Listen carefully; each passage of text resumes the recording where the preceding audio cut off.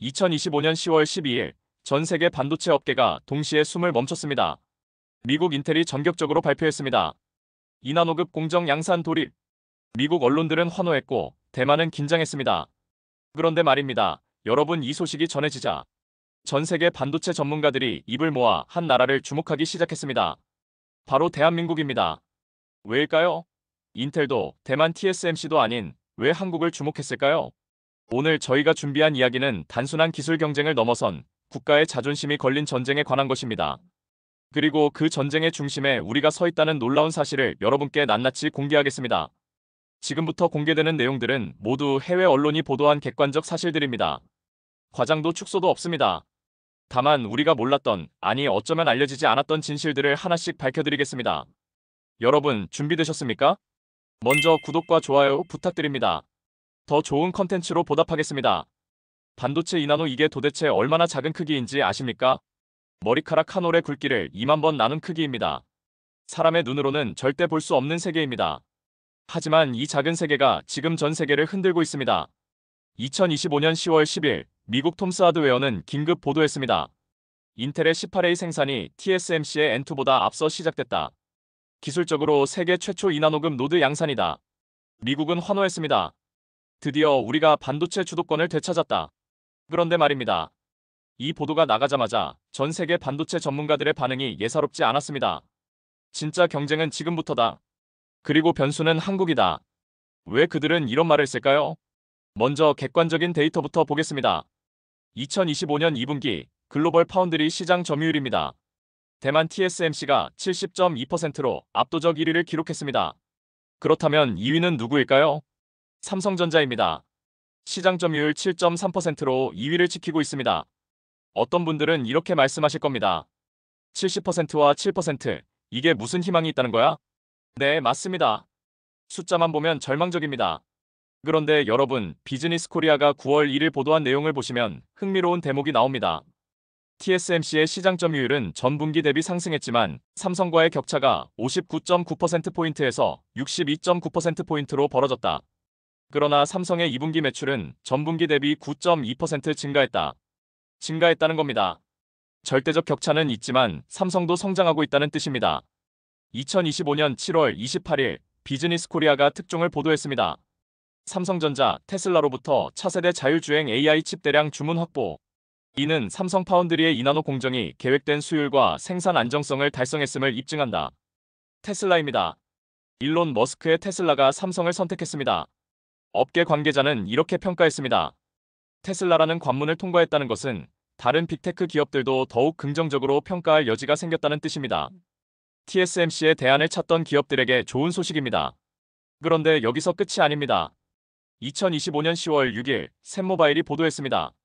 전설적인 칩 설계자 짐 켈러가 삼성의 2나노 공정으로 AI 칩을 제작하는 방안을 논의 중이다.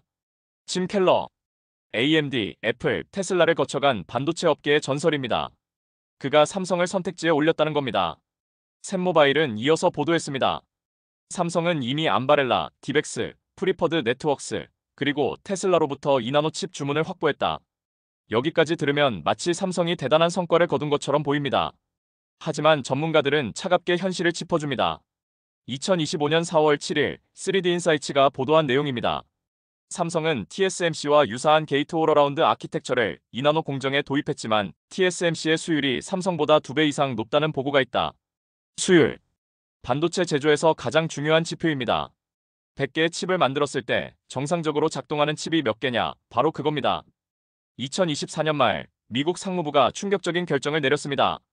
삼성에 지급하기로 했던 보조금 64억 달러를 47.5억 달러로 삭감한 겁니다. 이유가 뭐였을까요? 텍사스 공장 건설이 지연됐고 평택 공장의 2나노 공정 수율이 저조했기 때문이라고 3D인사이츠는 전했습니다. 더 구체적인 숫자도 나왔습니다. 2세대 3나노 GAA 수율이 겨우 20%였다는 보도였습니다. 2025년 2월 10일 메자미디어가 보도했습니다. 삼성의 2나노 칩 첫 테스트에서 수율 30%를 기록했다. 이는 엑시노스가 차세대 갤럭시로 돌아올 가능성을 열어준다. 30%입니다. 20%에서 30%로 올랐습니다. 어떤 분들은 이렇게 생각하실 겁니다. 겨우 30%로 뭘 어쩌겠다는 거야? 하지만 여기서 중요한 건 속도입니다. 반도체 업계에서는 이런 말이 있습니다. 초기 수율 30%면 양산 가능 구간에 진입했다는 신호다. 그리고 2025년 4월 코리아 헤럴드가 주목할 만한 보도를 냈습니다. TSMC는 2나노 시험 생산에서 초기 수율 약 60%를 달성한 것으로 알려졌다. 60%와 30% 격차가 분명히 있습니다. 하지만 전문가들은 이렇게 분석합니다. TSMC는 2024년 7월부터 위험 생산을 시작했고 삼성은 2025년 초에 시작했다.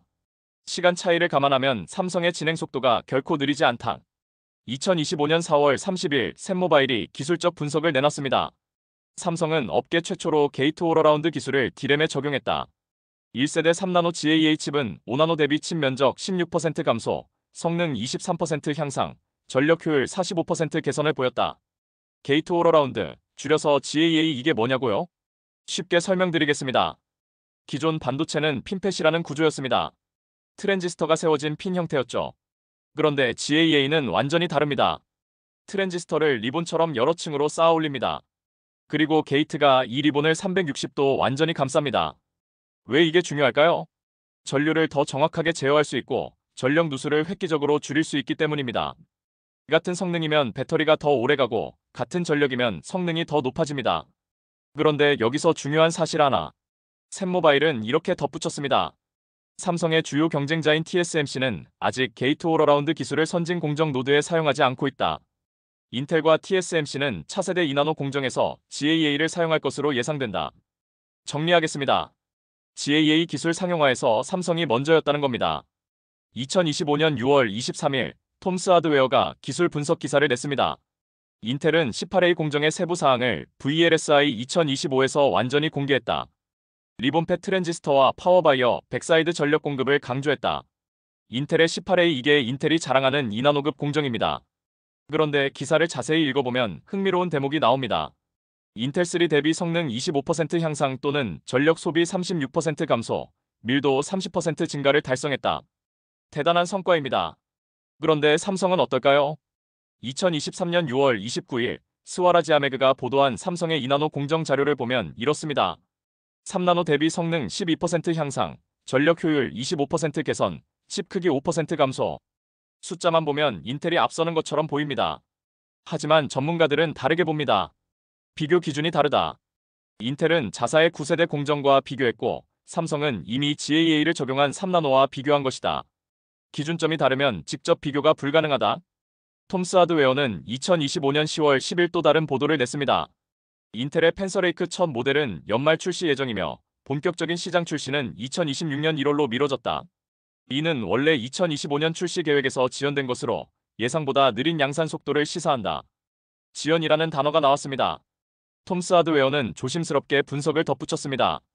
펜서레이크 출시 지연과 18A 공정의 느린 램프업은 이 노드의 수율, 성능, 변동성 또는 패키징 문제가 있을 수 있음을 시사한다.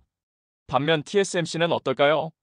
2025년 4월 24일 톰스 하드웨어가 보도했습니다. TSMC의 N2 공정 노드가 올해 양산에 들어가며 A16과 N2P는 내년 양산 예정이다. TSMC는 N2의 트랜지스터 성능이 목표에 근접했으며 256MB SRAM 블록이 평균 90% 이상 수율을 달성해 강력한 공정 성숙도를 보여준다고 밝혔다. 90% 수율, 이게 TSMC의 저력입니다. 그렇다면 삼성은? 2025년 5월 1일 WCCF테크가 보도했습니다. 삼성은 2025년 2분기에 2나노 생산을 안정화하고 2025년 하반기에 본격 양산을 시작할 것이라고 밝혔다. 세 회사 모두 2025년 하반기를 목표로 하고 있다는 겁니다. 여기까지만 들으면 TSMC가 압도적이고 인텔과 삼성이 추격하는 구도로 보입니다. 그런데 말입니다. 반도체 전쟁은 단순히 공정 기술만으로 승부가 나지 않습니다. 생태계가 중요합니다.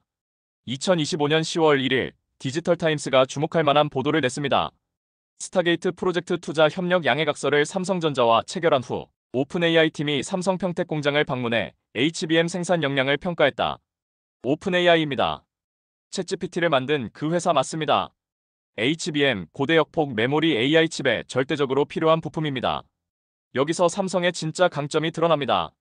삼성은 파운드리만 하는 회사가 아닙니다. 메모리 반도체 세계 1위 기업이기도 합니다. AI 칩을 만들려면 파운드리만으로는 안 됩니다. HBM이 필요합니다. 그런데 삼성은 둘 다 할 수 있습니다. TSMC는 파운드리만 가능합니다. 인텔도 마찬가지입니다. 포브스가 예전에 이렇게 평가한 적이 있습니다. 삼성은 이제 단순한 제조기업이 아니라 AI 인프라의 중심이다. 2025년 6월 10일 세미위키 포럼에 흥미로운 분석글이 올라왔습니다. 한때 TSMC의 주요 경쟁자로 여겨졌던 삼성 파운드리는 현재 시장 점유율 유지에 어려움을 겪고 있다. 분기 대비 7.7%로 하락했다. 사실입니다. 부정할 수 없는 현실입니다. 그런데 같은 글에서 이런 분석도 나옵니다.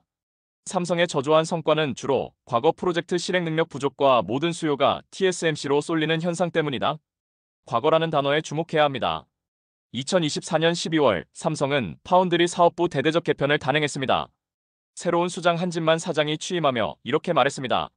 우리는 GAA 기술을 최초로 도입했지만 상용화에는 많은 부족함이 있었다. 이전 공정에서 밀린 후 다음 공정에서 다시 경쟁하는 악순환을 끊어야 한다.